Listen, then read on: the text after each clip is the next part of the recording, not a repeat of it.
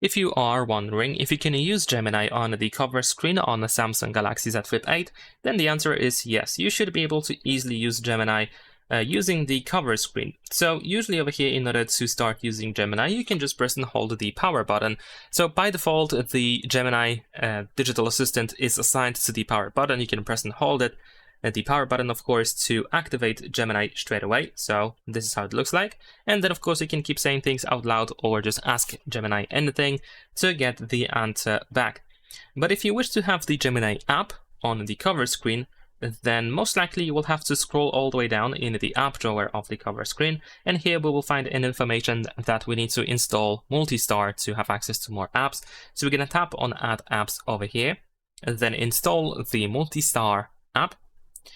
Wait a couple of seconds, and then here on this list you want to find Gemini. You want to make sure that it is selected and tap on Done, and then you can use Gemini just like that. You can also adjust the aspect ratio of the screen, so if you tap on this little button that we have below the flashlight, then you should be able to, there we go, to cover pretty much the whole cover screen.